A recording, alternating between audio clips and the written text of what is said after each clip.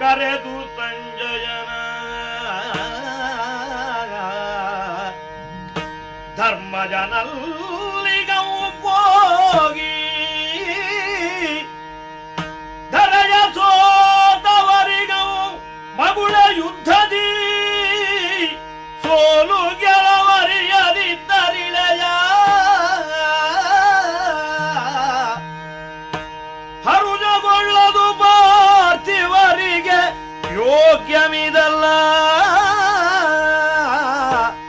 ಹರಿಬದೊಳ್ ಸತ್ಯದಿವು ಕಾದಲನುವಾಗಲೆಂದರು ಈ ಬಾರನಲು ಆತನೈದಿದವು ತವಕದಿಂದ ಅಂತಕಾತ್ಮಜನ ಬಳಿಗೆ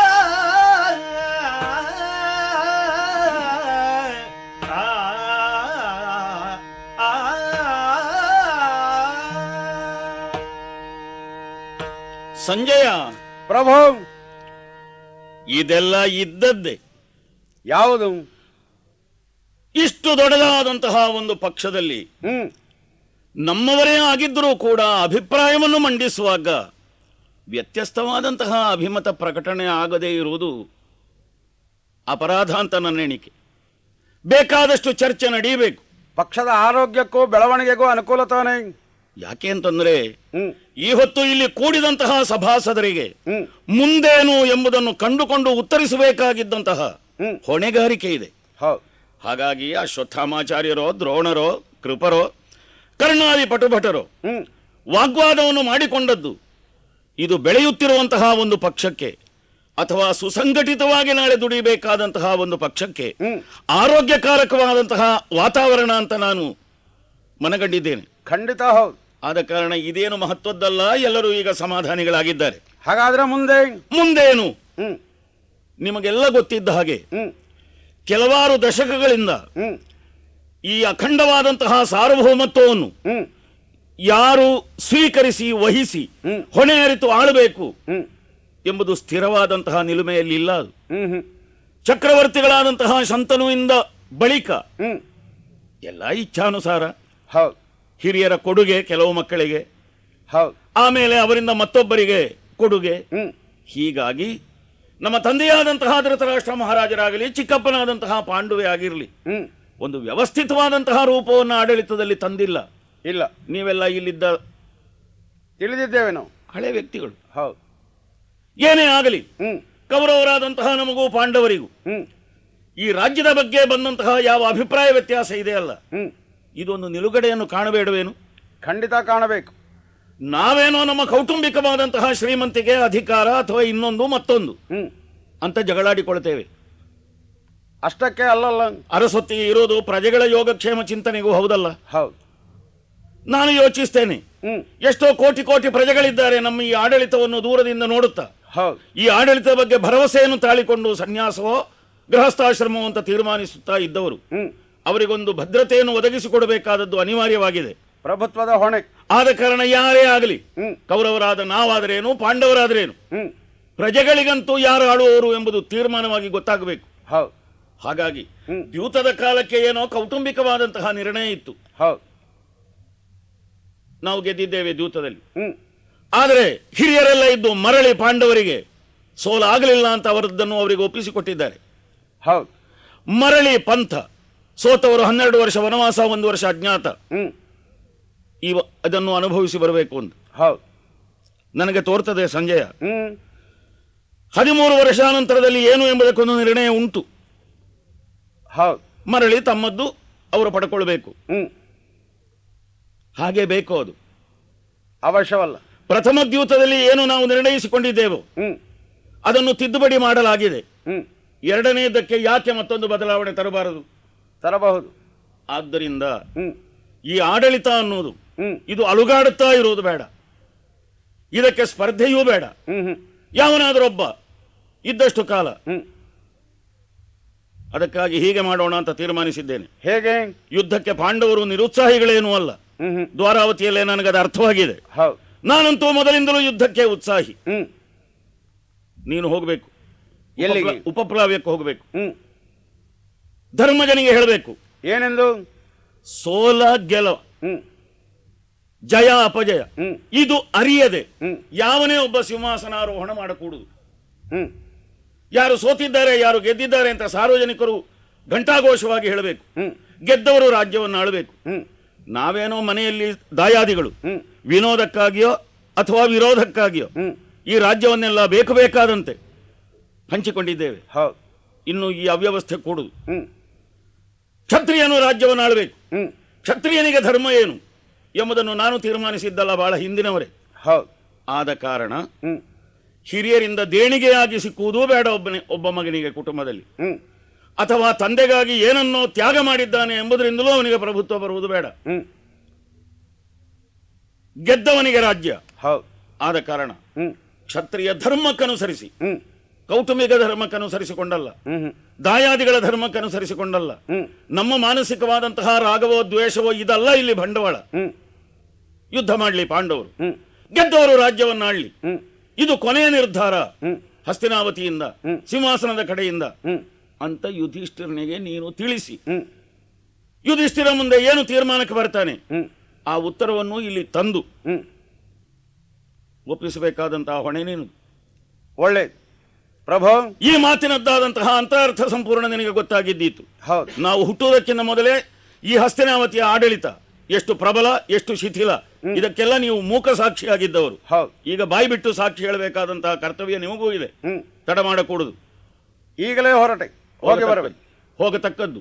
ಒಳ್ಳೆಯದು. ಶುಭವಾಗಿ. ಜನಪನ ಸಂಜಯನ ಕಾಣುದ ಸನುಮದದೊಳು ಬಜರಿದುದಿರ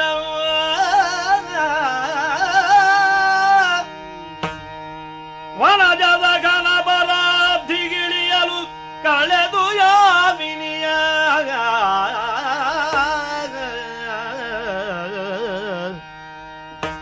ದಿನಬ ಮೂಡಣದೆದೆಯೊಳಿದೆಯಲು ಧನುಜದಲ್ಲನಾಜ್ಞೆಯಿಂದ ಯಮನನುಜನೋಲಗವಿತ್ತ ಇಂದ್ರನ ಸಭೆಗೆ ಮಿಗಿಲನಿಸಿ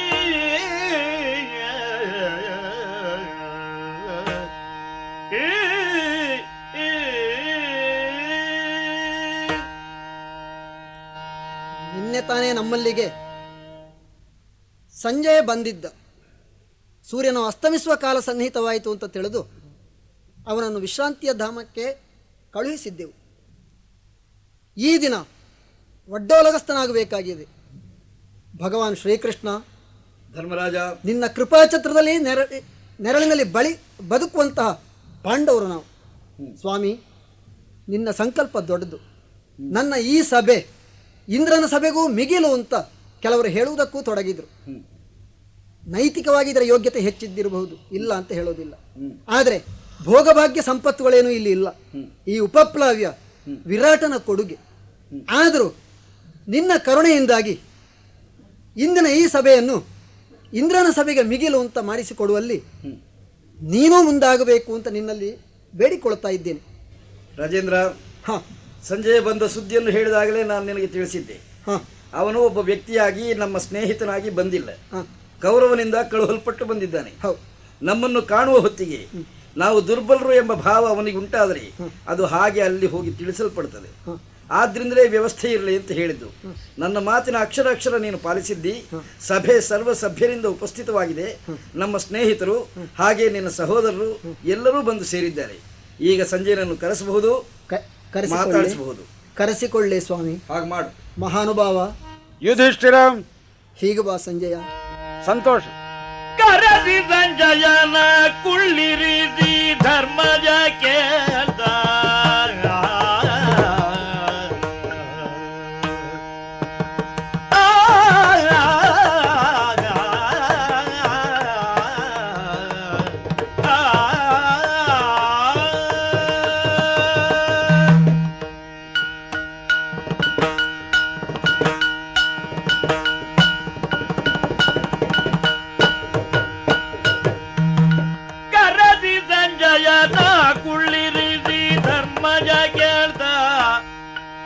ಗುರು ಭೀಷ್ಮ ಮುಂದಾಗಿರ್ದ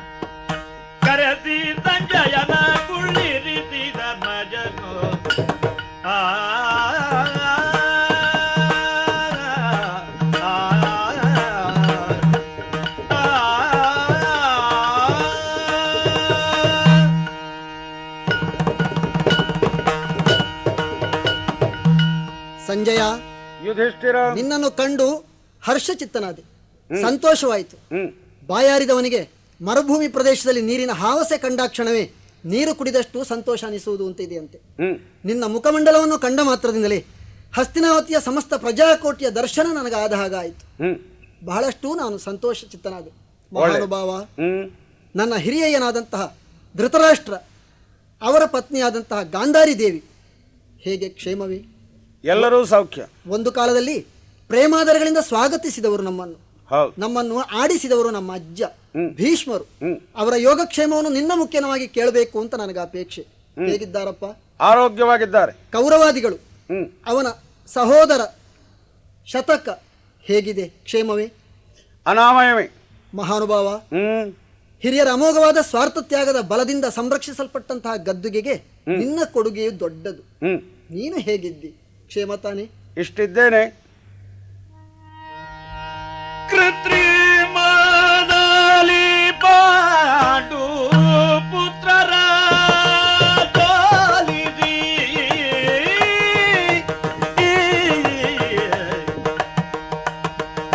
ರಾತ್ರಿಯನೆಲ್ಲವನು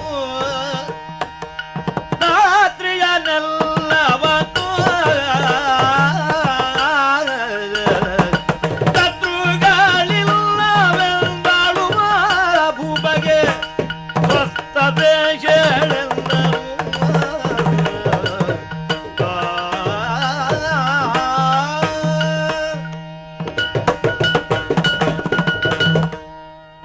ಸಂಜಯ, ವಾಸುದೇವ.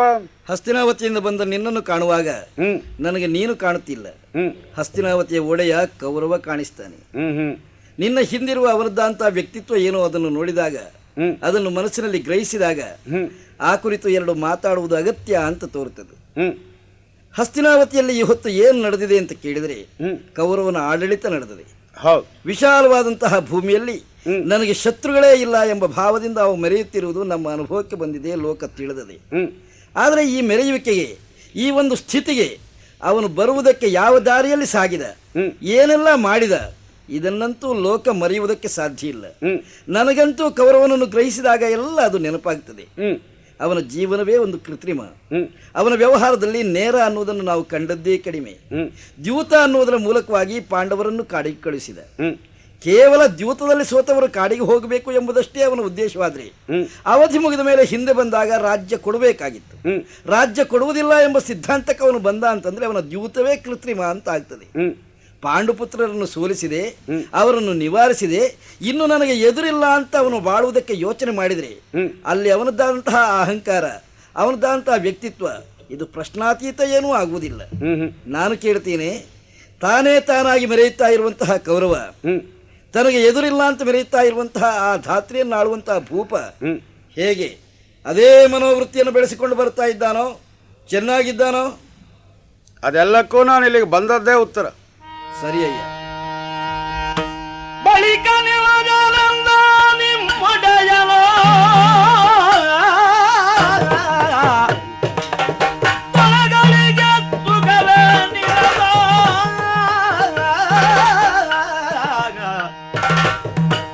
ಬಲವಂತ ದುರ್ಯೋಧನಾಧ್ಯರ ಕಾಯ ಕೋಮಲತರವೇನೆನ್ನುದ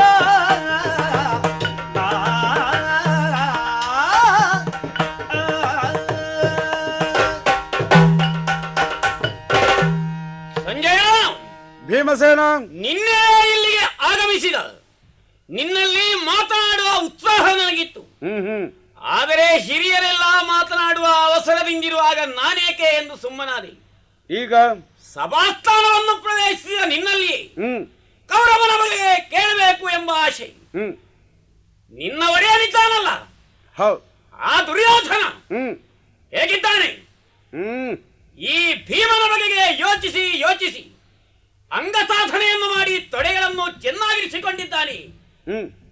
ಅವನ ಕಾಯ ಕಠಿಣವಾದ್ದೇನೂ ಅಲ್ಲ. ಕೋಮಲವಾದ ಕಾಯಕ್ಕೆ ಕಠಿಣವಾದ ತೊಡೆಗಳಾದರೂ ಇರುವುದಕ್ಕೆ ಸಾಧ್ಯವೇ? ಸರಿಯಾಗಿ ನೀನು ತಿಳಿದುಕೊಂಡು ಬಂದಿರುವೆಯೋ ಹೇಗೆ? ನನಗದು ಬೇಕಾಗಿದೆ. ಬೆಸಕೊಂಡನರ್ಜುನ ಗೋಗ್ರಗಣದಿ ಮೊನ್ನೆ ಪದುಧೀದ ಕರ್ಣಾದ್ಯರು ಬಸವಳಿದಿಯ ತಾಪವಡಗಿಯ ಗಾತ್ರದೆ ಕುಶಲರ ಬೇಳೆಂದರು ಬೆಸಗೊಂಡನರ್ಜುನ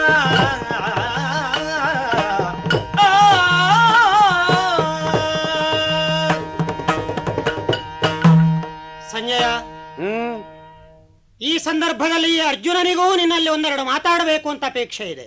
ಆಗಲಿ. ಕವಲ್ಗಣ ಸಂಜಾತ, ಹ್ಮ್ ಮೊನ್ನೆ ಈ ಪಾಂಡವರ ಮೇಲೆ ಯಾವುದೋ ಒಂದು ವಿಪರೀತವಾದ ಭಾವನೆಯನ್ನಿಟ್ಟುಕೊಂಡ ಕೌರವ ತನ್ನವರನ್ನೆಲ್ಲ ಒಟ್ಟುಗೂಡಿಸಿ ಗೋಗ್ರಹಣದ ಮಹತ್ಕಾರ್ಯಕ್ಕೆ ಹೊರಟನಲ್ಲ. ಹ್ಮ್ ಪ್ರಪಂಚದ ತಿಳಿದಂತೆ ಹ್ಮ್ ದನಗಳ ಅಪಹಾರ ಅಲ್ಪ ಕಾರ್ಯವಾಗಿತ್ತು. ಹ್ಮ್ ಆದರೆ ಪಾಂಡವರ ಮೇಲಿನ ಮಾತ್ಸರಿಕ ಭಾವನೆಯಿಂದ ಹ್ಮ್ ಉರಿದದ್ದು ತನ್ನವರನ್ನು ಕೂಡಿ ಬಂದನಲ್ಲ, ಹ್ಮ್ ಒಳ್ಳೆಯದೇ ಆಗಿತ್ತದು. ಹ್ಮ್ ಆ ಕೌರವನಲ್ಲಿದ್ದ ಮಾತ್ಸರಿಕ ಬುದ್ಧಿ ಹೊಗೆಯಾಡುತ್ತಿದ್ದಾಗ ಹ್ಮ್ ಊದುವುದಕ್ಕೆ ಜೊತೆಗೆ ಬಂದಿದ್ದ ದುಶ್ಯಾಸನ, ಹ್ಮ್ ಬೆಂಕಿಯಾಗಿ ಅಲೆಯಾಡುವುದಕ್ಕೆ ಅದಕ್ಕೆ ತುಪ್ಪ ಹೊಯ್ದವ ಆ ಕರ್ಣ. ಹ್ಮ್ ಅವರೆಲ್ಲರೂ ಹ್ಮ್ ನನ್ನ ಹೊಡೆತಕ್ಕೆ ಹ್ಮ್. ಧರಾಶಾಯಿಗಳಾಗಿದ್ರು. ಹ್ಮ್ ಮಾರ್ಮಲೆತ ಸೈನ್ಯವೆಲ್ಲ ಏಕಾಂಗ ವೀರನಾದ ನನ್ನೊಡನೆ ಹೋರಾಡುವುದಕ್ಕೆ ಸಾಧ್ಯವಿಲ್ಲದೆ ಬಿದ್ದು ಹೋಗಿದ್ರು. ಹ್ಮ್ ಏನಯ್ಯ, ಈಗೆಲ್ಲರೂ ಎಚ್ಚೆತ್ತು ಕುಶಲಿಗಳಾಗಿ ನಾವಿಲ್ಲದ ಕ್ಷೇತ್ರದಲ್ಲಿ ಮತ್ತೆ ತಲೆ ಎತ್ತಿ ರಾರಾಜಿಸ್ತಾ ಇದ್ದಾರೆ, ಅನಾಮಯರಾಗಿದ್ದಾರೆ. ಹ್ಮ್ ಓ ಸಂಜಯರೇ, ಹ್ಮ್ ತರುಣಿ ಕೇಳ್ದಳು ಭಾವನವರನು ಜನು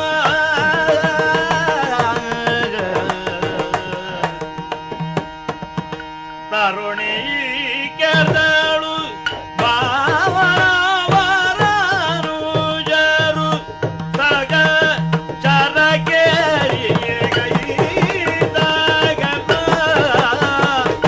ವರದಿತ್ತ ಸೇನ ಕಟ್ಟಿದ ತನು ನೋವೊಡಗಿರುವುದೇ ಸುಖವೇ ಬೇಡ. ತರುಣಿ ಕೇಳ್ದಳು ಆ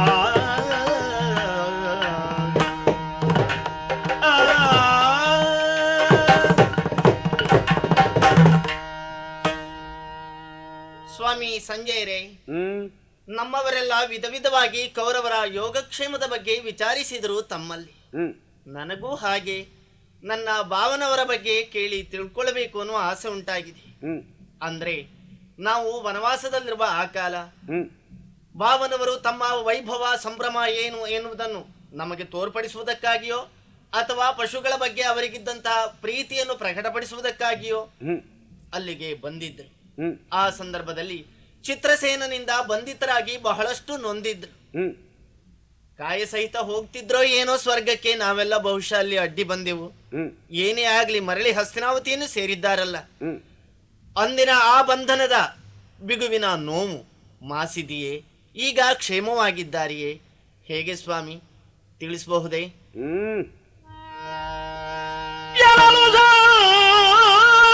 ಜಯ ನುಡಿದ ತನ್ನೊಳಗಿರಿದು ವೈರಾಗ್ಯಗಳು ಯಾತಕ್ಕೆ, ತನ್ನೊಳಗಿರಿದು ವೈರಾಗ್ಯಗಳು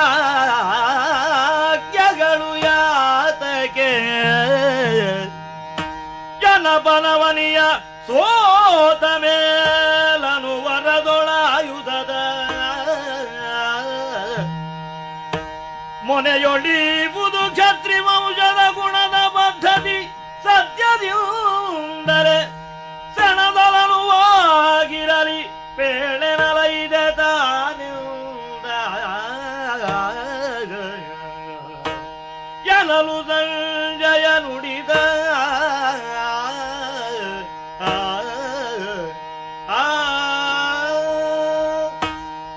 ಧರ್ಮರಾಜ, ಸ್ವಾಮಿ.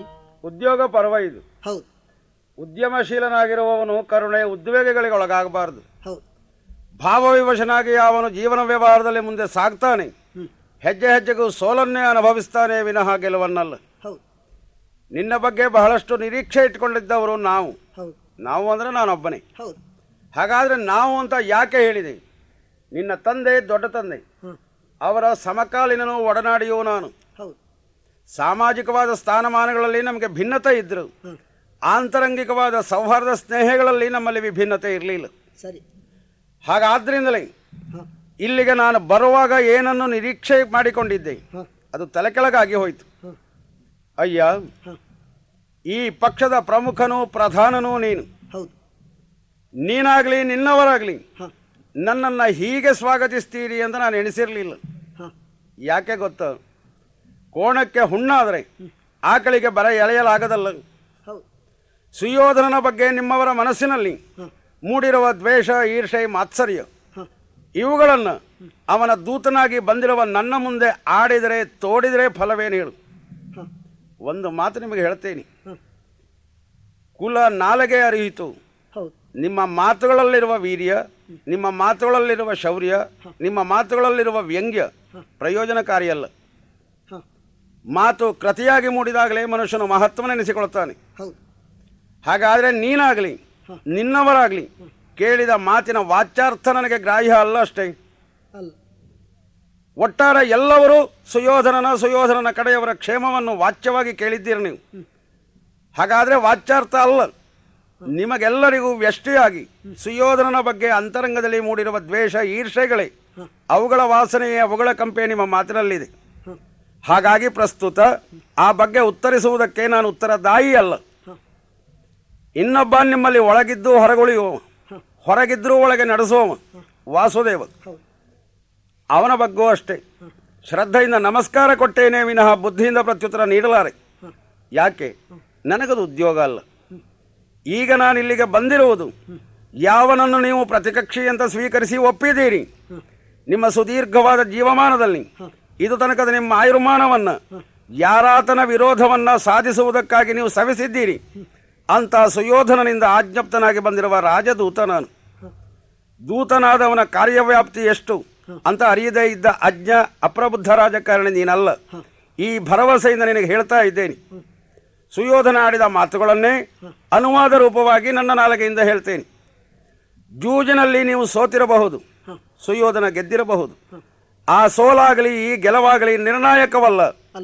ಕ್ಷತ್ರಿಯನಾಗಿ ಹುಟ್ಟಿದವನು ಅವನಿಯನ್ನಾಳುವ ಅಧಿಕಾರವನ್ನು ಆಶಿಸ್ತಾನೆ ಅಂತ ಆದರೆ ಅನುವರದಲ್ಲಿ ವಿರೋಧಿಯನ್ನ ಸೋಲಿಸಿ ತಾನು ಗೆದ್ದು ಆಳಬೇಕಾದದ್ದು ಕ್ಷತ್ರಿಯತ್ವಕ್ಕೆ ಭೂಷಣ, ಕ್ಷತ್ರಿಯನ ಧರ್ಮ. ಹಾಗಾದ್ದರಿಂದ ನೀವಾಸೆ ಪಟ್ಟಿರುವ ರಾಜ್ಯವನ್ನು, ಅಂದರೆ ನಿಮ್ಮ ಅರ್ಧ ರಾಜ್ಯವನ್ನು ಅಲ್ಲ, ಅಧಿಕಾರಕ್ಕೆ ಸಂಬಂಧಪಟ್ಟ ಚಂದ್ರಗೌಡದ ರತ್ನ ಸಿಂಹಾಸನವನ್ನು ಆಯುಧದ ಮನೆಯಲ್ಲಿಟ್ಟಿದ್ದೇನೆ. ಶಕ್ತರಾದರೆ ಪಾಂಡವರು ಪಡೆಯಲಿ, ಅಶಕ್ತರಾದರೆ ಅಂಬೋಣ ಏನು ಅಂತ ತಿಳಿಸಲಿ. ಇದನ್ನು ಹೇಳುವುದಕ್ಕಾಗಿ, ಇದಕ್ಕೆ ಉತ್ತರ ಕೇಳುವುದಕ್ಕಾಗಿ ಬಂದವನು ನಾನು. ಅರಸನಾಗಿ, ಈ ಪಕ್ಷದ ಪ್ರಮುಖನಾಗಿ ಏನು ಹೇಳ್ತೀಯ? ಶಸ್ತ್ರದ ತುದಿಯಲ್ಲಿ ರಾಜ್ಯವನ್ನು ಇರಿಸಿದ್ದೇನೆ. ಹೌದು ಸಂಜಯ. ಅನಘ ಕೇಳ್ದಾಗ ಕಾನನವಾದಿಗಳಿಗೆ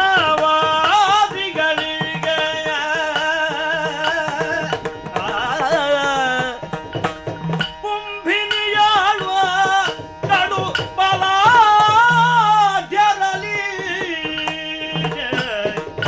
ತನದುವ ಪರಾಕ್ರಮಗಳುಂಟೆ. ಕಡು ಬಲಾಢ್ಯರಲ್ಲಿ ತನದುವ ಪರಾಕ್ರಮಗಳುಂಟೆ. ವನವೇ ಸೌಖ್ಯ, ವನವೇ ಸೌಖ್ಯ ರಣತಿ ಸೋಲುವುದರಿಂದ ಅಳಗ ಕೇಳ್ದಾಗ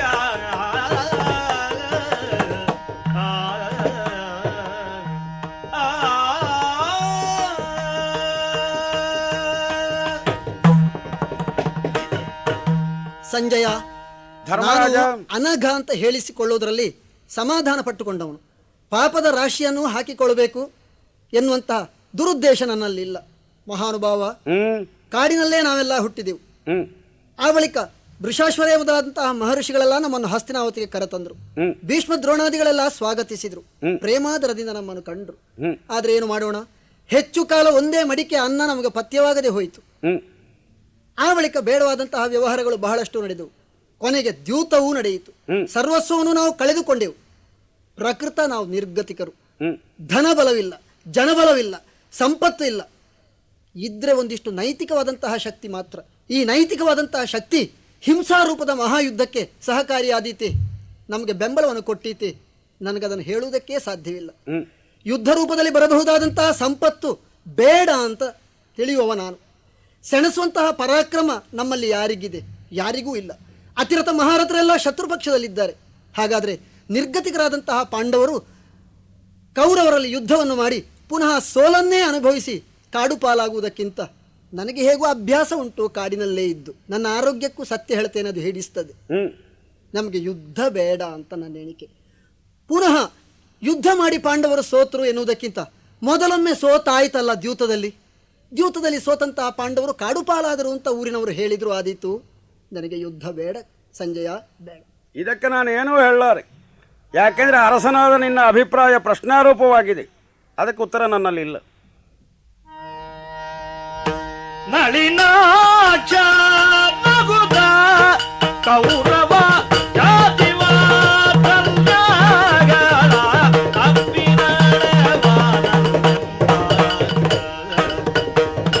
ನೆಲೆಯರಿತೆ ಬಂದಿರಲಿ ಸತ್ಯವಿದ್ದರೆ ಸೋತ ನೆಲನ ಜಯಿಸುವರಿನಿ ಬರಂದ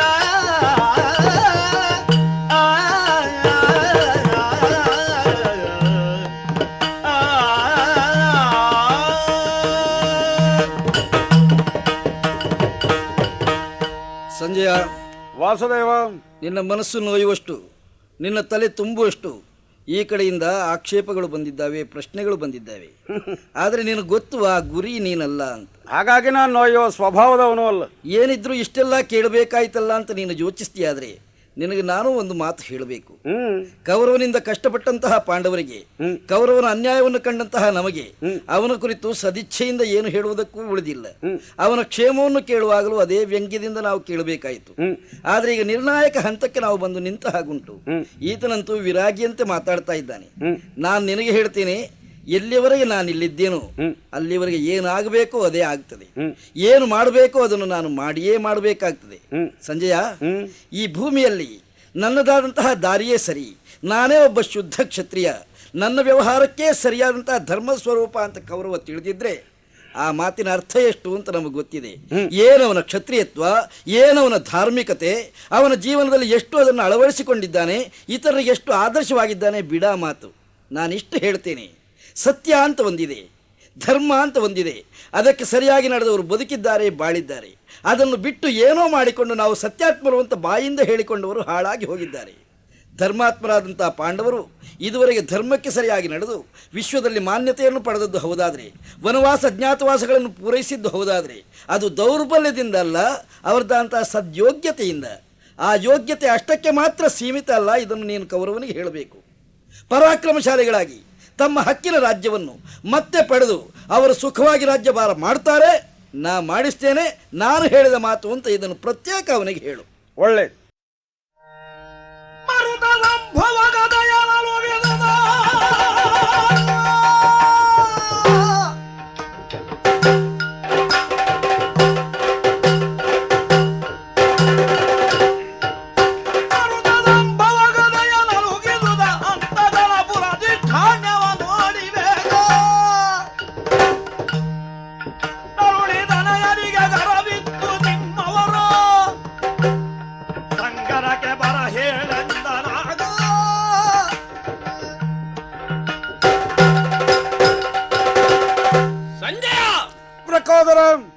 ಅಣ್ಣನಾಗಿರುವ ಧರ್ಮಜನ ಮಾತನ್ನು ಕೇಳಿದೆ, ಶ್ರೀಕೃಷ್ಣನ ಮಾತನ್ನು ಕೇಳಿದೆ. ಹೌದು, ಶರದ ಮನೆಯಲ್ಲಿ ರಾಜ್ಯವನ್ನಿಟ್ಟು ಸಂಗ್ರಾಮಕ್ಕೆ ಸುಯೋಧನನು ಸಿದ್ಧನಾಗಿದ್ದಾನೆ.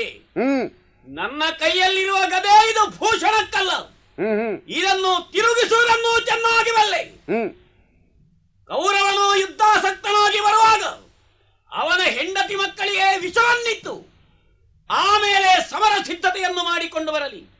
ಯಮನಲ್ಲಿ ಅವನಿಗೆ ಇರುವುದಕ್ಕೆ ಸ್ಥಾನ ಇದೆಯೇ ಇಲ್ಲವೇ ಎಂಬುದನ್ನು ತಿಳಿದುಕೊಂಡು ಬರಲಿ. ಹೇಳು. ಆಗಲಿ.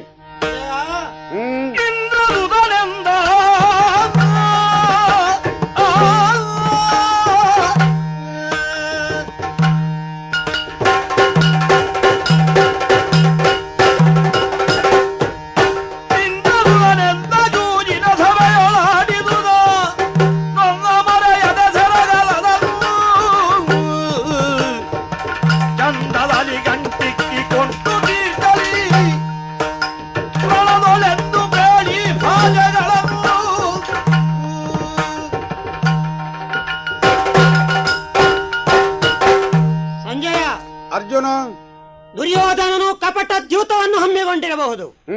ಆದರೆ ದ್ಯೂತದ ಆ ಸಂದರ್ಭದಲ್ಲಿ ನಾವಾಡಿದ ಮಾತು ಕಪಟವಲ್ಲ, ಅಸ್ಥಿರವಲ್ಲ, ಅಸ್ಖಲಿತವಾಗಿ ಸ್ಥಿರವಾದ ಮಾತು. ಈ ಮಾತನ್ನು ಮತ್ತೆ ಮತ್ತೆ ಅವನಿಗೆ ಸಾರಿ ಹೇಳಬೇಕು. ಯಾಕೆಂದರೆ ನನ್ನ ಅಣ್ಣ ಈ ವೃಕೋದರ, ನಾನು, ನನ್ನ ತಮ್ಮಂದಿರು, ನಾವೆಲ್ಲರೂ ಮಾಡಿದಂತಹ ಪ್ರತಿಜ್ಞೆಗಳು ಅವು ಖಂಡಿತವಾಗಿಯೂ ನೆರವೇರಿಯೇ ತೀರಬೇಕು. ಆ ಕಾಲಕ್ಕೆ ಈ ದುರ್ಯೋಧನನಿಗೆ ಅಲ್ಲಸಲ್ಲದ ಕೆಟ್ಟ ಚಾಡಿಗಳನ್ನು ಹೇಳಿ ಪಾಂಡವರ ಮೇಲೆ ಅಲ್ಲಸಲ್ಲದ ಕೆಲಸಗಳನ್ನು ಮಾಡುವುದಕ್ಕೆ ಪ್ರಚೋದನೆಯನ್ನಿತ್ತ ಕರ್ಣ ಮತ್ತು ಇತರರನ್ನು ನಾಶ ಮಾಡ್ತೇವೆ ಅಂತ ನಾವು ಮಾಡಿದ ಮಾತುಂಟಲ್ಲ, ಅದು ನೆರವೇರಿಯೇ ತೀರ್ತದೆ. ಎಚ್ಚೆತ್ತುಕೊಳ್ಳಲಿ ಹೇಳು. ಆದೀತು ಸ್ವಾಮಿ ಸಂಜಯರೇ. ತರುಣಿ ದ್ರೌಪದಿ ನುಡಿದಳಂದು, ತರುಣಿ ದ್ರೌಪದಿ ನುಡಿದಳಂದು, ಬಿಡಿಸಿದ ಮುಡಿಯ ಮರಳಿ ಬಂದಿರಲಿಲ್ಲವೆನುದ ಮರುಗುದಿಯಳಿನ್ನು ಕಟ್ಟಿಸುವಂತೆ ಎಂದರು ದುಶ್ಯೋಧನೊಳೆಂದ.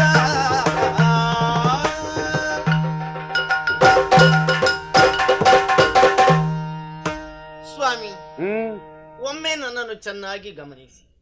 ಅದೇನು? ಬಿಚ್ಚಿದ ಕೇಶರಾಶಿ ಕಾಣಿಸ್ತದಲ್ಲ ನಿಮ್ಗೆ? ಇಂದು ನಿನ್ನೆ ಬಿಡಿಸಿದ್ದಲ್ಲ ಇದು. 10-13 ವರ್ಷಗಳ ಹಿಂದೆಯೇ ಬಿಡಿಸಿದ ಕೇಶರಾಶಿ. ಇದನ್ನು ಕಟ್ಟುವುದಕ್ಕೆ ಕಾಲವೇ ನನಗೆ ಕೂಡಿ ಬರಲಿಲ್ಲ. ಇದಕ್ಕೆ ಕಾರಣ ಏನು ಅಂತ ತಮಗೆಲ್ಲ ತಿಳಿದಿರಲೇಬೇಕು. ತುಂಬಿದ ಸಭೆಯ ಮುಂದೆ ನನ್ನನ್ನು ಎಳೆತಂದು ಅವಮಾನಿಸಬೇಕು ಅಂತ ಪ್ರಯತ್ನಿಸಿದವ ದುಶ್ಯಾಸನ.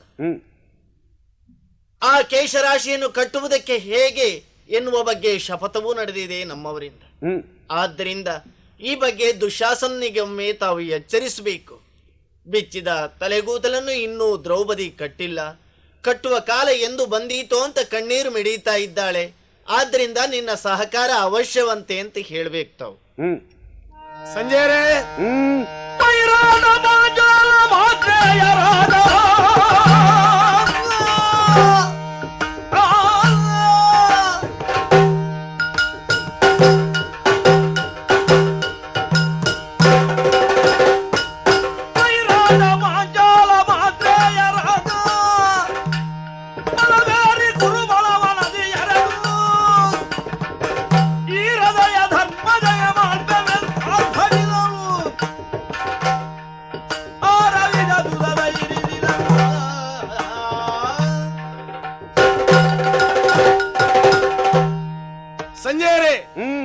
ಕ್ಷತ್ರಿಯ ಧರ್ಮದಂತೆ ಹೋರಾಟದ ಮೂಲಕ ಭೂಮಿಯನ್ನು ಪಡೆದುಕೊಳ್ಳಬೇಕು. ಇದು ಕೌರವನ ಪಂಥಾಹ್ವಾನ. ಇದನ್ನು ಯಾರ ಮುಂದೆ ಇಟ್ಟಿದ್ದಾನೋ ಅಂತಹ ಪಾಂಡವ ಸೋದರರು ಮಾತ್ರವಲ್ಲ, ಅವನನ್ನು ಬೆಂಬಲಿಸುವ ಪ್ರಬಲವಾದ ಪ್ರಭುಶಕ್ತಿಗಳೆಲ್ಲ ಅಂಗೀಕರಿಸಿದೆ ಅಂತ ಅವನಿಗೆ ಹೇಳಬೇಕು.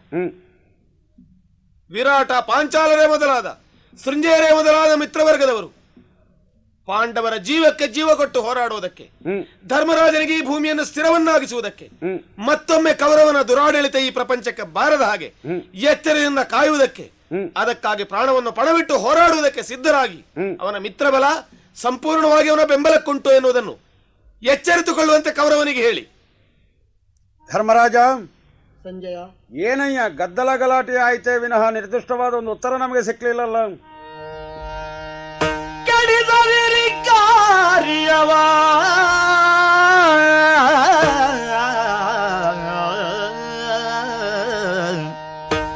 ರೋಷವ ಬಿಡಿರಿ,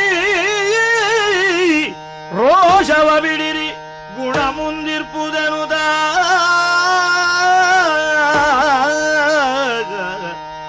ಕಡು ವಿರೋಧವ ನಿರಿದಿ ಸಂಜಯಗೆಂದ ನಾಳಿನಲಿ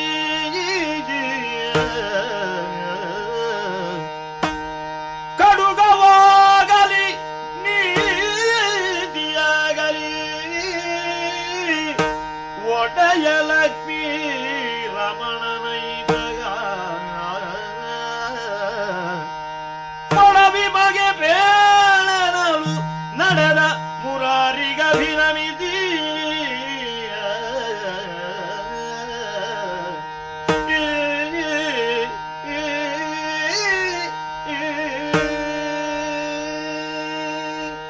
ನನ್ನ ಸಹೋದರರು ವಿರಾಟ ಪಾಂಚಾಲರು.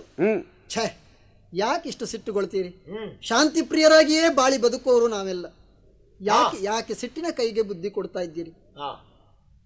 ನಮ್ಮ ಹೃದಯ ಎನ್ನುವಂತಹ ವೃಕ್ಷದಲ್ಲಿ ಅರಳಿದ ವಿಕಾರ ಪುಷ್ಪವಂತೆ ಆ ಸಿಟ್ಟು, ಅದನ್ನು ಸಾಧ್ಯವಾದಷ್ಟು ದೂರೀಕರಿಸಬೇಕು.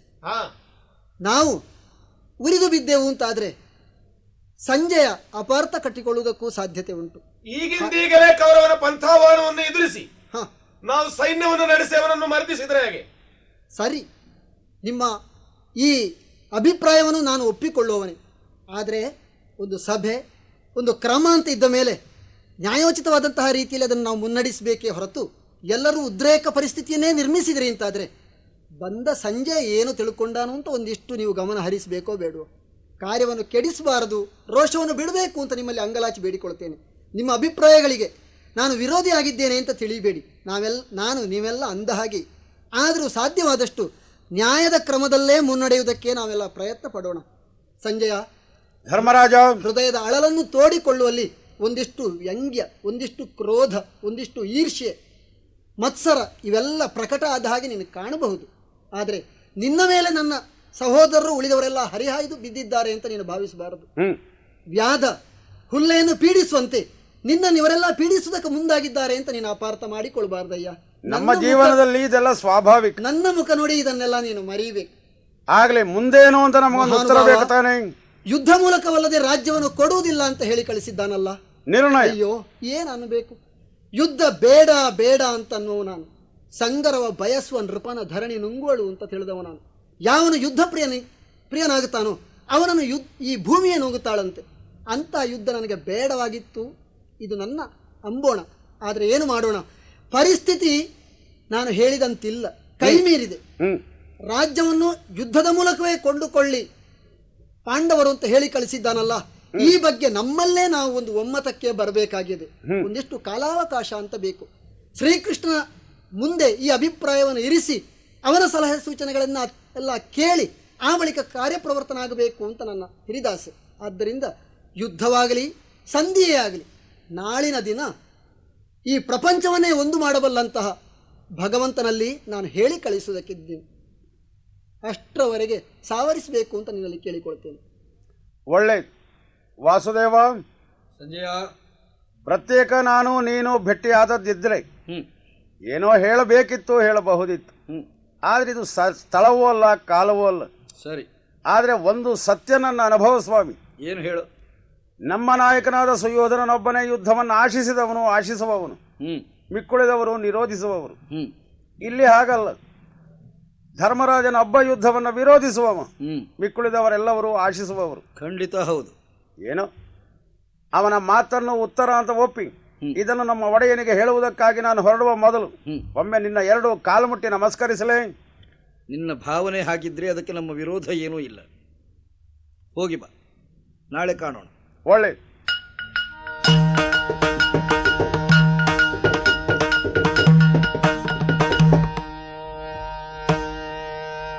ಲಾಲಿದು ಕುರು ಭೂಪಾಲಕ ಚಿತ್ತವಿಟ್ಟು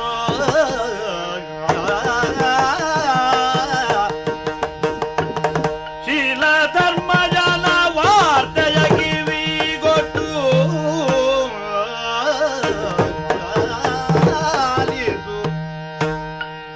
ಶಿವ ಶಿವ ಯಮ ಜನೋ ಲಗದದಿರಿಯೇವು ವಿಪರೀತಲರಿದು ಪಡೀಶ್ವರಗಿಯೋ ಅವನೆಲ್ಲ ನಗೆ ಕೇಳು ಹರಿಯ ಕಾರುಣ್ಯ ಭವನ ಬಗಿರುವುದವರ್ಗೆ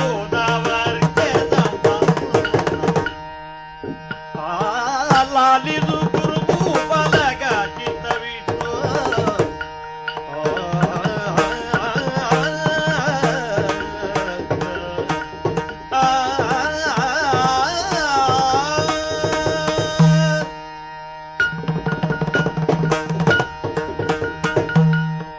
ಮಹಾರಾಜ, ಸುದ್ದಿ ಸಿಕ್ಕಿತ್ತು ನಿನ್ನೆ ಕತ್ತಲೆಗೆ. ಉಪಪ್ಲಾವ್ಯಕ್ಕೆ ಹೋದಂತಹ ನೀನು ಮರಳಿ ಬಂದಿದ್ದಿ ಅಂತ. ಹೌದು. ಆದರೆ ಏಕಾಂತದಲ್ಲಿ ಅಲ್ಲಿಯ ಸಂದೇಶ ಏನು ಅಂತ ಕೇಳೋದು ನನ್ನ ಸ್ವಭಾವಕ್ಕೆ ಒಪ್ಪಿದ್ದಲ್ಲ. ಅಲ್ಲ, ಸದ್ಯದ ಪರಿಸ್ಥಿತಿಯಲ್ಲಿ ಏನಿದ್ರೂ ಬಹಿರಂಗ, ಹೌದು, ಸಾರ್ವಜನಿಕರ ಸಮಕ್ಷಮ ಅದಕ್ಕಾಗಿಯೇ ಸೂರ್ಯೋದಯಕ್ಕೆ ಸರಿಯಾಗಿ ಆ ಕಡೆ ಸೂರ್ಯೋದಯ, ಈ ಕಡೆ ಇದೋ ಚಂದ್ರವಂಶದ ಚಂದ್ರೋದಯ, ಸಿಂಹಾಸನವನ್ನೇರಿ ಕುಳಿತಿದ್ದೇನೆ. ಬರಬೇಕಾದವರೆಲ್ಲ ಬಂದಿದ್ದಾರೆ. ಕೇವಲ ನನ್ನನ್ನು ಒಬ್ಬನನ್ನು ಉದ್ದೇಶಿಸಿ ಅಲ್ಲ, ಸಭೆಯನ್ನು ಉದ್ದೇಶಿಸಿ ಸವಿಸ್ತಾರವಾದಂತಹ ವರದಿಯನ್ನು ನೀನು ಒಪ್ಪಿಸಬೇಕು. ಇಡೀ ದೇಹದ ಪೋಷಣೆಗೆ ಅವಶ್ಯವಾದ ಆಹಾರವನ್ನಾದರೂ ಬಾಯಿಯ ಮುಖೇನ ತಾನೇ ಕಳುಹಿಸಬೇಕು. ಓಹೋ, ಸಭೆ ಸರ್ವರು ತಿಳಿಯುವಂತೆ ವಿಷಯವನ್ನು ಹೇಳುವುದಿದ್ರು ಉದ್ದೇಶಿಸುವುದು ನಾನು ನಿಮ್ಮನ್ನೇ. ಒಪ್ಪಿಸುವುದು ಸಭಾಪತಿಗೆ ವರದಿ. ಕುರುಭೂವರ, ಈ ಕುರುವಂಶದಲ್ಲಿ ಈ ಹಿಂದೆ ಎಷ್ಟೇ ಜನ ರಾಜ ಮಹಾರಾಜರು ಆಳಿ ಅಳೆದದ್ದಿರಲಿ, ರಾಜ ನೀತಿಜ್ಞನಾಗಿ ವ್ಯವಹಾರ ಚಾತುರ್ಯವುಳ್ಳವನಾಗಿ ಕುರುವಂಶಕ್ಕೆ ಭೂಷಣಪ್ರಾಯನಾದ ಮಹಾರಾಜನಾದ ನೀನು ಈಗ ಇನ್ನು ಮುಂದೆ ನಾನು ಹೇಳುವ ವಿಷಯಗಳನ್ನೆಲ್ಲ ಚಿತ್ತಗೊಟ್ಟು ಸಾವಧಾನವಾಗಿ ಆಲಿಸಬೇಕು. ಓಹೋ, ಯಾಕೆಂದ್ರೆ ನನ್ನನ್ನು ದೌತ್ಯಕ್ಕಾಗಿ ನಿಯಮಿಸಿ ಅಲ್ಲಿಗೆ ಕಳುಹಿಸಿದ್ದು ಸನ್ನಿಧಾನದಿಂದ. ಹೌದು. ಒಬ್ಬ ದೂತನಾದವನು ತನ್ನ ವ್ಯವಹಾರವನ್ನು ಎಷ್ಟು ಕ್ರಮಪ್ರಾಪ್ತವಾಗಿ ನಡೆಸಬೇಕು ಎನ್ನುವುದನ್ನು ಅರಿತು ಅದಕ್ಕನುಗುಣವಾಗಿ ನಾನು ನಡೆದ ನುಡಿದ ತತ್ಫಲವಾಗಿ ಪರಿಣಾಮವಾಗಿ ನಾನು ಪಡೆದ ಅನುಭವವನ್ನೆಲ್ಲ ವಿವರವಾಗಿ ಹೇಳ್ತೇನೆ. ಹೇಳಬೇಕು. ಪಾಂಡವರ ಐವರಾದರು ಹಿರಿಯವನಾದ ಧರ್ಮರಾಜ ಅವನ ಶೀಲ ಸ್ವಭಾವಗಳ ಬಗ್ಗೆ ಗುಣ ನಡತೆಗಳ ಬಗ್ಗೆ ತಮ್ಮಲ್ಲೂ ಎರಡು ಮಾತು ಇರಲಿಕ್ಕಿಲ್ಲ ಅಂತ ನನ್ನ ಅನಿಸಿಕೆ. ಏನು ಬದಲಾವಣೆ ಆಗಲಿಲ್ಲ, ಮೊದಲಿದ್ದ ಹಾಗೆ ಇದ್ದಾನೆ ಅಂತಾಯ್ತು. ವ್ಯಕ್ತಿತ್ವ ಬದಲಾಗಲಿಲ್ಲ. ಆದರೆ ಈ ದಿನ ನಾನು ಆಡಲಿಕ್ಕೆ ಸಂಬಂಧಪಟ್ಟ ವಿಷಯಗಳಿಗೆ ಅನುಕೂಲವಾಗಿ ಸಭಾಪ್ರವೇಶ ಮಾಡಿದಾಗ ಅಲ್ಲಿ ನೋಡಿದ ಧರ್ಮರಾಜನ ವ್ಯಕ್ತಿ ಚಿತ್ರ, ಅವನನ್ನ ಸುತ್ತುವರೆದು ಸೇರಿದ ಸಾಮಂತ ರಾಜರು ಮಹಾರಾಜರುಗಳು ಅವನನ್ನೇ ಓಲೈಸಿ ಅವನ ಆಸೆಯನ್ನು ಆಜ್ಞೆಯಂತ ಆಧರಿಸಿ ನಡೆಯುವುದಕ್ಕಾಗಿ ದುಡಿಯುವುದಕ್ಕಾಗಿ ಸಿದ್ಧರಾದ ಸೈನ್ಯ ಮಾತ್ರವಲ್ಲ, ಕಟ್ಟಿದ ಆಲಯಕ್ಕೆ ಕಲಶವಿಟ್ಟಂತೆ ಆ ಸಭೆಯಲ್ಲಿ ಸರ್ವರ ಮನ ಬುದ್ಧಿಗಳನ್ನು ತನ್ನತ್ತ ಸೆಳೆಯುವ ಅದ್ವಿತೀಯ ಅನುಪಮ ಕಾಯಸೌಷ್ಠವದಿಂದ ಕೂಡಿರುವ ಶ್ರೀಕೃಷ್ಣ, ಅವನ ಕಾರುಣ್ಯದ ಪ್ರಭಾವವೋ ಎಂಬಂತೆ 12 ವರ್ಷ ಅರಣ್ಯ, 1 ವರ್ಷದ ಅಜ್ಞಾತ ಇವುಗಳನ್ನ ಮುಗಿಸಿ ಓಲಗಸ್ತನಾದ ಧರ್ಮರಾಜನ ಸಭೆಯ ವೈಭವವನ್ನ ವಿಲಾಸ ವಿಭ್ರಮಗಳನ್ನ ಕಂಡಾಗ ದಂಗು ಬಡಿದೆ. ನೀನು ಸಂದೇಹವೇನು? ಆ ವೈಭವಕ್ಕೆ, ಬಂಗಾರಕ್ಕೆ, ರತ್ನಕ್ಕೆ ನನ್ನ ಮನಸೂರೇ ಹೋದದ್ದಲ್ಲ. 13 ವರ್ಷಗಳ ಕಷ್ಟದ ಕಾವಳದಲ್ಲಿ ಕಾಲ ಕಳೆದು ಪುನಃ ಪ್ರಕಟವಾಗಿರುವ ಪಾಂಡವರು ಇಷ್ಟರ ಮಟ್ಟಿಗೆ ಜನ ಧನ ಸೌಲಭ್ಯಗಳನ್ನ ಸಂಗ್ರಹಿಸಿದ್ದಾರು ಎಂಬ ನಿರೀಕ್ಷೆ ನನ್ನಲ್ಲಿರಲಿಲ್ಲ. ಏನು ಹೊಸ ಸಂಗ್ರಹವೇ? ಅಷ್ಟರ ಮಟ್ಟಿಗೆ ಅವರು ಸಂಪನ್ನರಾಗಿದ್ದಾರೆ. ನಾವು ಕೇಳಿದಂತೆ ವರದಕ್ಷಿಣೆಯಾಗಿ ಬಂದದೆ ಅಂತ ಸುದ್ದಿ ಉಂಟು. ಉಪಪ್ಲಾವಿ ಇಷ್ಟೇ ಹೌದಾಗಿದ್ರೆ ಓಲಗದ ಸಿರಿ ಏನಿದ್ದೀತು? ಅಷ್ಟು ಮಾತ್ರವಲ್ಲ ಪ್ರಭು, ಈಗ ಇಲ್ಲಿ ಮುಖ್ಯ ವಿಷಯ ಧರ್ಮರಾಯ ಮೊದಲಿನಂತೆಯೇ ಇದ್ದಾನೆ. ವ್ಯಕ್ತಿಶಃ ಏನೂ ಬದಲಾವಣೆ ಆಗಲಿಲ್ಲವೇ? ಅವನ ನಡೆ ನುಡಿಗಳಲ್ಲಿ ಬದಲಾವಣೆ ಏನನ್ನೂ ಕಾಣಿ. ಅದು ಅವನ ವ್ಯಕ್ತಿನಿಷ್ಠವಾದದ್ದಾಯಿತು. ಇಲ್ಲಿಗೆ ನಾನು ಸಂಧ್ಯಾಕಾಲದಲ್ಲಿ ಬಂದಂತೆ ಅಲ್ಲಿಗೂ ನಾನು ಹೋಗಿ ಸೇರುವಾಗ ಸಂಧ್ಯಾಕಾಲವಾಗಿತ್ತು. ಆಗಿತ್ತಲ್ಲ. ಅವಸರವಾಗಿ ನನ್ನನ್ನು ವಿಶ್ರಾಂತಿಗೆ ಕಳುಹಿದ. ಮಾರನೇ ದಿನ ಸೂರ್ಯೋದಯಕ್ಕೆ ಸರಿಯಾಗಿ ಸಭೆಗೆ ನಮ್ಮನ್ನ ಕರೆಸಿದ. ಆಮೇಲೆ ಅದು ಮುಖ್ಯ ವಿಷಯ. ನಿಮ್ಮ ಸರ್ವರ ಕುಶಲವ ಕೇಳ್ದನು ಪನು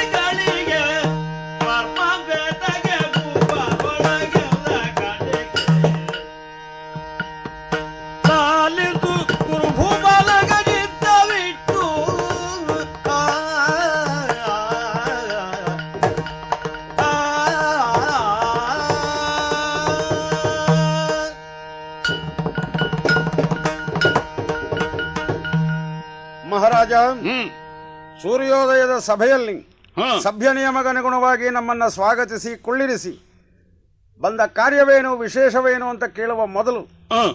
ಪ್ರಾಂಜಲವಾಗಿ ಪ್ರಾಮಾಣಿಕವಾಗಿ ಹಸ್ತಿನಾವತಿಯಲ್ಲಿ ತನ್ನವರಾದ ನಿಮ್ಮೆಲ್ಲರ ಕ್ಷೇಮ ಸಮಾಚಾರದ ಬಗ್ಗೆ ಪ್ರಶ್ನಿಸಿದ. ಹ. ಯೋಗಕ್ಷೇಮ ಮಾತ್ರವಲ್ಲ, ಅವನ ಈ ಹಸ್ತಿನಾವತಿಯ ವಾಸ್ತವ್ಯದ ಕಾಲದಲ್ಲಿ ಅರಮನೆಯಲ್ಲಿರುವ ಅಧಿಕಾರಿಗಳೋ ಆಳುಗಳೋ ಅವರನ್ನು ನೆನಪಿಸಿ ಅವರ ಬಗ್ಗೆ ವಿಚಾರಿಸಿದ. ಹ. ನಾನು ತಾನು ಕೇಳಿದೆ ಅಂತ ಅವರಿಗೂ ಹೇಳಬೇಕು ಅಂತ ನಿನ್ನಲ್ಲಿ ಸದ್ಯ ಕೇಳಿಕೊಳ್ಳಿಲ್ವಲ್ಲ. ಆಮೇಲೆ ಸಂಜಯ, ನಿನ್ನ ಆಗಮನಕ್ಕೆ ಕಾರಣವೇನು ಅಂತ ಕೇಳಿದಾಗ ಹ.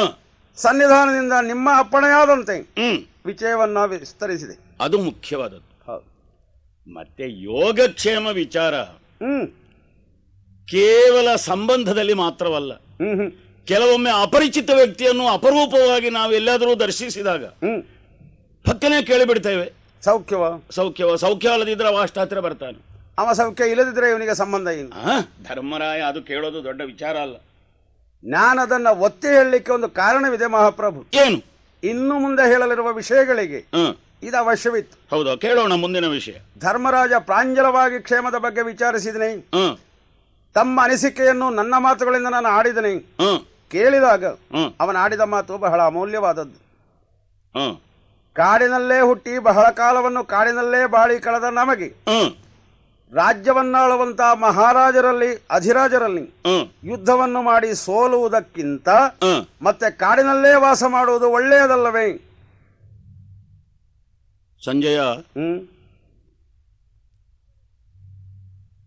ಇದು ರಾಜಕೀಯದ ಭಾಷೆ ಆಗಬೇಕು.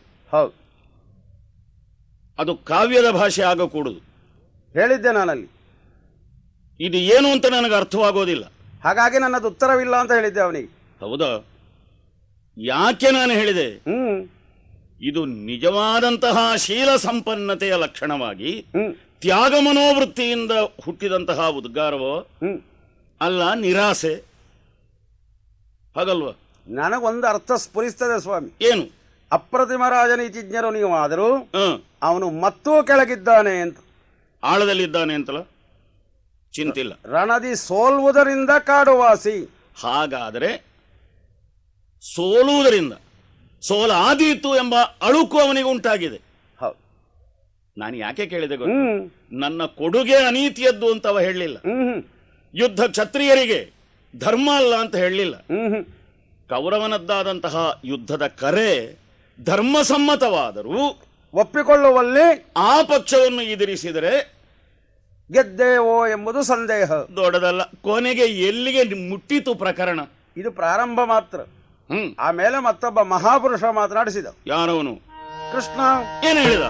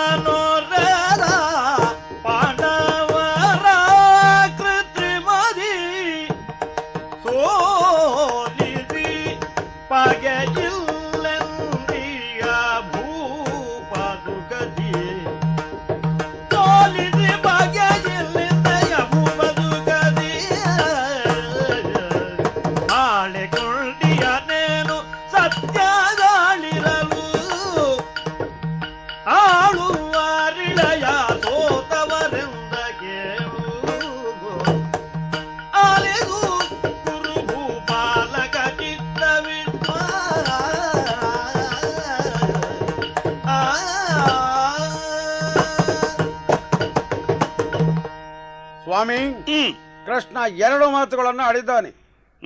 ಮೊದಲನೆಯದಾಗಿ ಕೃತ್ರಿಮದಿಂದ ಪಾಂಡುಪುತ್ರರನ್ನ ಸೋಲಿಸಿ ಶತ್ರುಗಳಿಲ್ಲವೆಂಬ ನೆಮ್ಮದಿಯಿಂದ ಧಾತ್ರಿಯನ್ನಾಳುವನ ಪತಿ ಸೌಖ್ಯವೇ? ಉತ್ತರ ಅದರಲ್ಲೇ ಉಂಟು ಸ್ವಾಮಿ ಅಂತ ಹೇಳಿದೆ ನಾನು.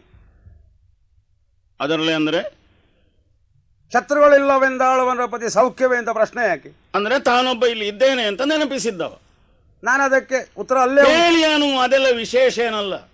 ಈ ಕೃಷ್ಣನಿಗೆ ಒಂದು ಅಹಂಭಾವ ಇದೆ. ಹೌದು. ಇಂಥ ಮಾರ್ಗದಲ್ಲಿ ತನ್ನದೇ ಗುರುಮನೆ ಅಂತ, ಹೌದು, ಹೀಗೊಂದು ಗುರುಮಠ ಪ್ರತ್ಯೇಕ ಒಂದು ಇದಿರಾಗಿದೆ ಅಂತ ಅವನಿಗೆ ಗೊತ್ತಾಗುವಾಗ ತಡ ಆಯಿತು. ಏನು ಕೃಷ್ಣನಿಗೆ ಗುತ್ತಿಗೆ ಅಂತ ಹೇಳೋದೆಲ್ಲ ಕೃತ್ರಿಮ, ಮೋಸ, ವಂಚನೆ. ನಾನೇನು ಹೇಳಲಿಲ್ಲ ಆ ಬಗ್ಗೆ. ಹೇಳಬಾರದು, ಅರ್ಥ ಇದ್ದ ಮಾತಿಗೆ ಮಾತ್ರ ಉತ್ತರಿಸಬೇಕಾದ್ದು. ಆಮೇಲೆ ಮತ್ತೊಂದು ವಿಷಯ ಹೇಳಿದ. ಏನು ಹೇಳಿದ? ಯುದ್ಧವೇ ನಿರ್ಣಯ ಅಂತ ನಿಮ್ಮ ಒಡೆಯ ಹೇಳಿದ್ದಿದ್ರೆ, ಸತ್ಯವಿದ್ದರೆ ಸೋತ ನೆಲವನ್ನು ಇವರು ಗೆಲ್ಲುತ್ತಾರೆ. ಸತ್ಯ ಇದ್ರೆ ಅಂತಂದ್ರೆ ಪ್ರಪಂಚದಲ್ಲಿ ಇನ್ನೂ ಬದುಕಿದ್ರೆ ಅಂತಲೋ, ಅಲ್ಲ ಸೋತವರಲ್ಲಿ ಇದ್ರೆ ಅಂತಲೋ? ನಾನು ಪ್ರಶ್ನೆಯೇ ಮಾಡಲಿಲ್ಲ. ಸರಿ, ಯಾಕೆಂದ್ರೆ ಸತ್ಯ ಇದ್ರೆ ಸರ್ವರಿಗೂ ಹೌದು, ಹೌದು, ಇಲ್ಲದ್ರೆ ಯಾರಿಗೂ ಇಲ್ಲ. ಬಹುಶಃ ಕೃಷ್ಣನಿಗೆ ಅನುಮಾನ ಬಂದದೆ ಈಗ ಉಂಟೋ ಇಲ್ಲೋ ಅಂತ ಅವ ಹುಟ್ಟಿದ ಮೇಲೆ. ಬೇರೊಂದು ಸತ್ಯ ಈ ರೇ ಮತ್ತು ಆದರೆ ಬಂದ ಮೇಲೆ ಹೋಗಲಿ ಬಿಡು. ಮುಂದೇನಾಯ್ತು? ಆಮೇಲೆ ಭೀಮ ಕೇಳಿದ ಸ್ವಾಮಿ, ಈಗ ಭೀಮ ಕೇಳ್ದ ನಿಮ್ಮೂರುಗವ.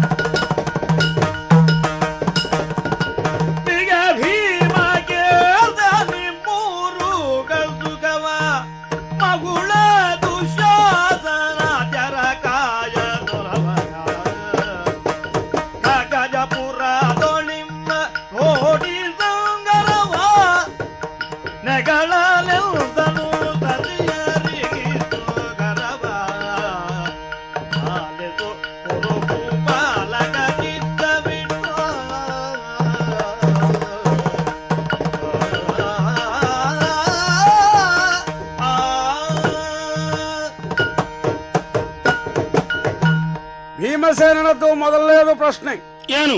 ಕೋಮಲವಾದ ಕಾಯ ಸೌಷ್ಠವವುಳ್ಳ ಸುಯೋಧನನ ತೊಡೆಗಳು ಸಂಪಾಗಿವೆ. ಅದು ಎರಡೂ ಅಬದ್ಧವೇ. ಹಾಗಾಗಿ ಉತ್ತರ ಕೊಡ್ಲಿಲ್ಲ. ಕೋಮಲ ಆ ಶಬ್ದಕ್ಕೆ ಅರ್ಥ ಗೊತ್ತಿಲ್ಲ ಅವನಿಗೆ, ಹಾಗಾಗಿ ಅಬದ್ಧ ಅಂತ ನಾನು ಸುಮ್ಮನೆ ಕೂತೆ. ಅಂದ್ರೆ ಅಷ್ಟು ಒರಟ ಅವ ಮುಟ್ಟಿದ್ದೆಲ್ಲ ಅವನಿಗೆ ಕೋಮಲವೇ ಆಗ್ತದೆ. ಹೋಗ್ಲಿ. ಆಮೇಲೆ ಒಂದು ಸಲಹೆ ಕೊಟ್ಟಿದ್ದಾನೆ. ಏನು ಸಲಹೆ?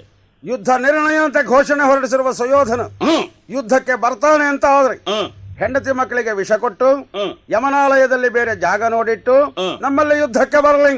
ಹೋದಲ್ಲಿ ಬಂದಲ್ಲಿ ಹೆಂಡತಿಯರನ್ನು ಮಾಡಿಕೊಂಡ ಆ ಹೆಂಡತಿಯರಿಗೆ ಅನ್ನ ಕೊಡದೇ ಇದ್ದವ ನಮ್ಮಂಥವರಿಗೆ ಹಾಗೆ ಹೇಳ್ಯಾನಷ್ಟೇ, ವಿಷ ಕೊಟ್ಟು ಬನ್ನಿ ಅಂತ.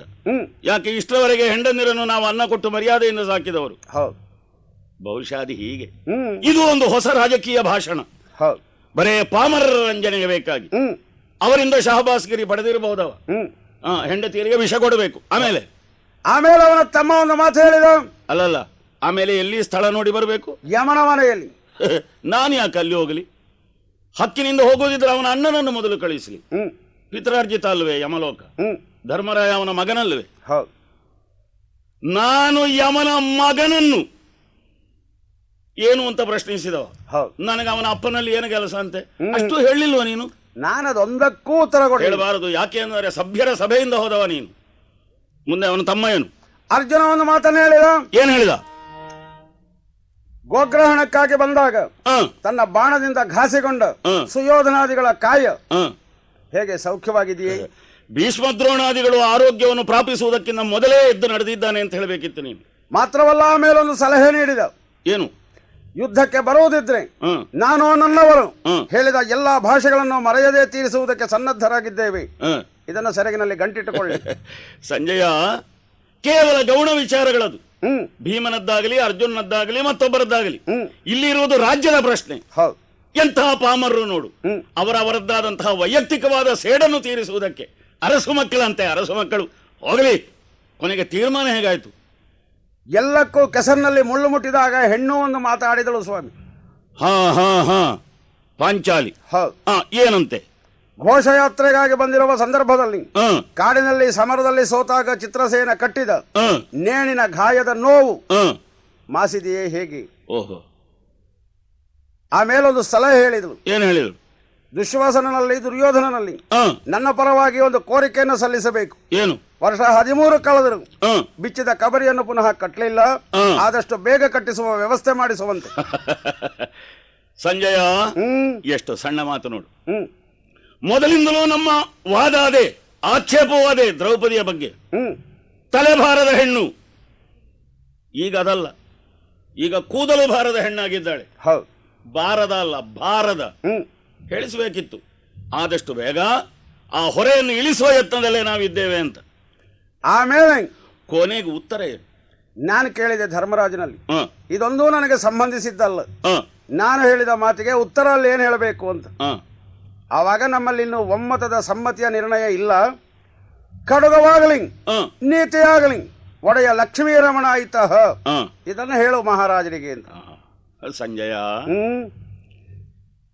ನೀನು ಜ್ಞಾನಿ, ಅನುಭವಿ. ನಮ್ಮಲ್ಲಿ ಇಂತಹ ಬೃಹತ್ತಾದಂತಹ ಸಭೆಯಲ್ಲಿ ಅಭಿಪ್ರಾಯ ವ್ಯತ್ಯಾಸ ಬಂದು 10 ನಿಮಿಷದಲ್ಲಿ ಒಂದು ತೀರ್ಮಾನಕ್ಕೆ ಬರುವುದಕ್ಕಾದರೂ ಸಾಧ್ಯವಾಗ್ತದೆ. ಜೀವಂತವಾದಂತಹ ಒಂದು ಪಕ್ಷದಲ್ಲಿ ಇಂತಹ ಜಿಜ್ಞಾಸೆಗಳೇನು ಅಪೂರ್ವವಲ್ಲ. ಪ್ರಾರಂಭಕ್ಕೆ ನಾನು ಹೇಳಿದನಲ್ಲ, ಈಗ ನೀನು ಹೇಳು. ಮಿತಿ ಉಳ್ಳಂತಹ ಪರಿವಾರ, ಧರ್ಮರಾಯನನ್ನೇ ಅನುಸರಿಸಬೇಕಾದವರೆಲ್ಲವರು. ಅಲ್ಲಿಯ ನಾಯಕ ಧರ್ಮರಾಯ ಏನು ಹೇಳ್ತಾನೆ ಅದಕ್ಕೆ ತೀರ ವಿರುದ್ಧ ಅಲ್ಲಿಯ ಸದಸ್ಯರು ಹೇಳ್ತಾರೆ. ಹೌದಲ್ಲ? ಇದಕ್ಕೊಂದು ಉತ್ತರಿಸುವುದಕ್ಕೆ ಧರ್ಮರಾಯನಿಗೆ ನೀನು ವರ್ಣಿಸಿದಂತಹ ವೈಭವದ ಸಭೆಯಲ್ಲಿ, ಸರ್ವಜ್ಞನಾಗಿಯೂ ಸತ್ಯವಾಕ್ ಸತ್ಯಸಂಕಲ್ಪನಾದಂತಹ ಶ್ರೀಕೃಷ್ಣನಿದ್ದ ಸಭೆಯಲ್ಲಿ ಉತ್ತರಿಸುವುದಕ್ಕೆ ನಾಳೆ ನಾಡಿದು ಮೀನಾಮೇಷವೇನು? ಹಾಗೆ ಧರ್ಮರಾಜ ಹೇಳಿದ. ಮುಂದೆ ಒಂದು ಮಾತು ಹೇಳ್ತೇನೆ ಸ್ವಾಮಿ. ಕುಲವ ಬಿಡು ಭೂಪನವರಳು ನೀ ಕಲಹಗನು ಆಗದಿರು, ಜಯ ಸೋಕಲರಿಯದು.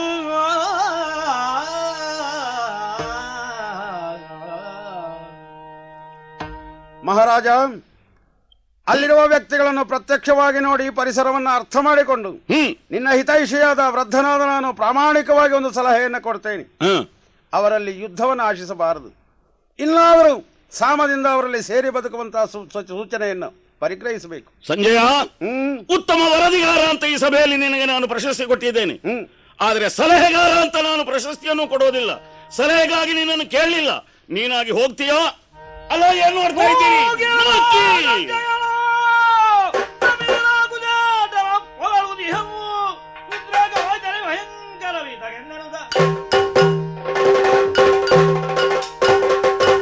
ಸಂಜಯನ ಅಭಿಪ್ರಾಯದ ಮೇಲೆ ವಿಮರ್ಶೆಗೆ ಯಾರಿಗೂ ಅವಕಾಶವಿಲ್ಲ. ಆದ ಕಾರಣ ಸಭಾ ವಿಸರ್ಜನೆಯಾಗಿದೆ. ನಾಳೆ ಯೋಚಿಸೋಣ. ಕರದಲ್ಲಿ